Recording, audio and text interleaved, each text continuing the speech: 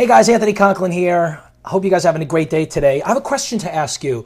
So you're having a big fundraiser, or you're doing an auction, or you have a really high-end corporate event, or even a local event, and you're looking to hire an MC.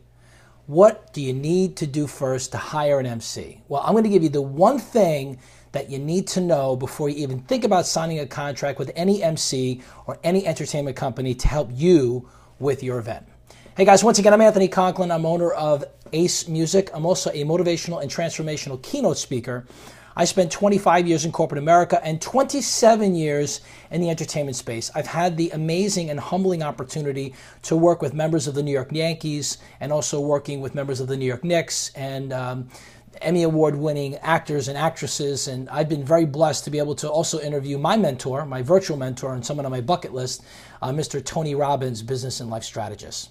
So today I want to talk to you about hiring an MC, because whether you're having a wedding or a bar mitzvah or a fundraiser, or even a high-end corporate event, or even you're having a sales kickoff meeting, the guy with the microphone or the gal with the microphone is so critical. They're the ones that lead and guide the entire event. They're the ones that you look to get you engaged, to get you moving to the next step, to introducing the CEO, to the bride and groom, to the head of the fundraising committee, to members, the chairman of the board. It could be anybody. It could be members of a sports team. It could be members of your church or your local community. But that person with the microphone is so critical that you want to make absolutely sure that you have the right person stepping up to the microphone. So I'm going to tell you the one thing you need. But let me give you a couple of precursors that you might want to think about before you pull the trigger and say, I want to sign on the dotted line and I want to hire this person. So number one, experience absolutely matters, especially when it comes to your event. Now, again, whether your event is a small birthday party or a small gathering or 3,000 people, which I did for Deloitte Consulting a couple years ago. We had 3,000 people and they asked me to read off 20 pages of a script.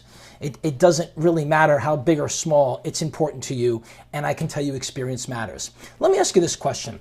If you were having a fundraiser or you were hiring somebody for a major auction to raise money for your association, for your neighborhood, would you be looking at someone who's been an MC for less than a year or been doing it for 6 months?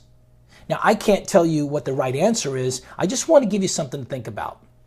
Now, for me, I've been in this industry for 27 years. Now, I haven't been an MC for 27 years, but I've been in the entertainment space for about 27. I've been an MC for about 20 of those years. So I can tell you I've had experience in any type, literally any type of event, from working with the American Cancer Association to Joe Girardi of the New York Yankees, to working with members of the New York Knicks like Carmelo Anthony and Stoudemire. I've worked with actors such as Richard Gere.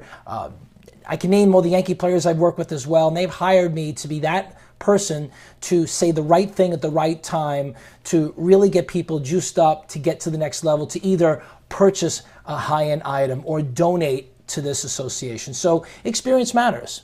And the one thing about experience that I want you to think about, and which I think is really important here, there's a difference between emceeing a wedding and emceeing a bar mitzvah. Two different types of MCs, which is also leads me to tell you that there's a difference between hiring an MC for an auction versus a fundraiser. Personalities are different. So the message here is make sure that you're looking for someone who has experience working your type of event. Okay, number two, social media presence.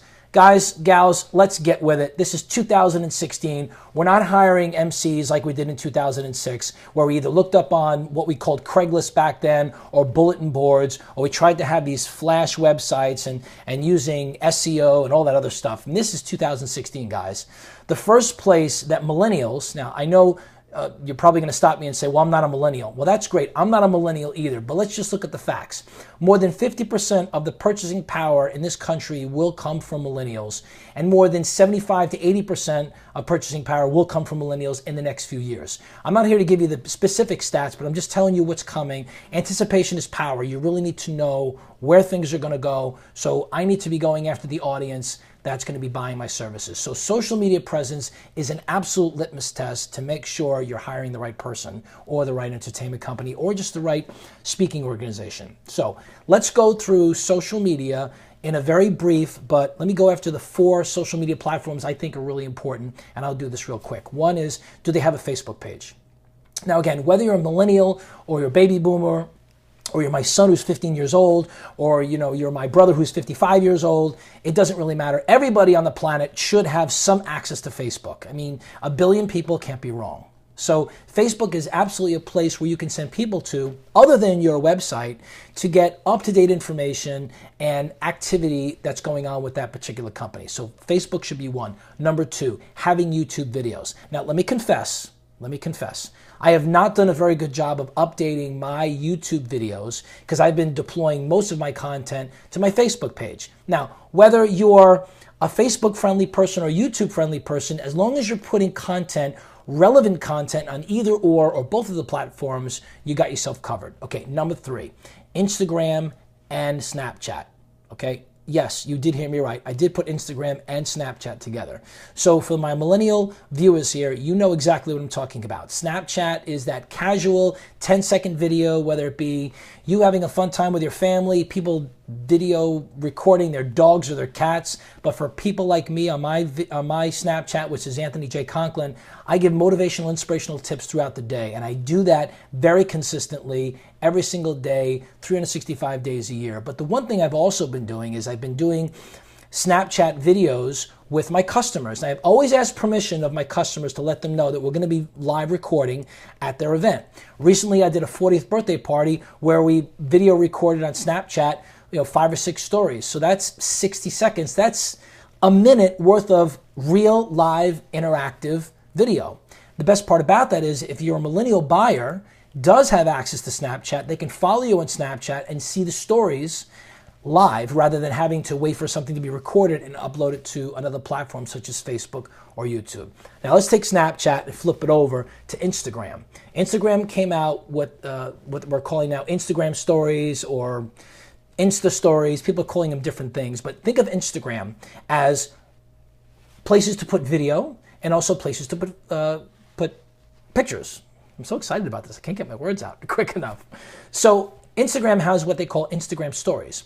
So what you can do is also record stories similar to Snapchat and also create a storyline of what you're actually doing at a party. So if you go to my Snapchat, if you go to my Instagram page, which is anthony.ace, you'll get to see a mixture of my MC events and also my motivational, inspirational tips of the day.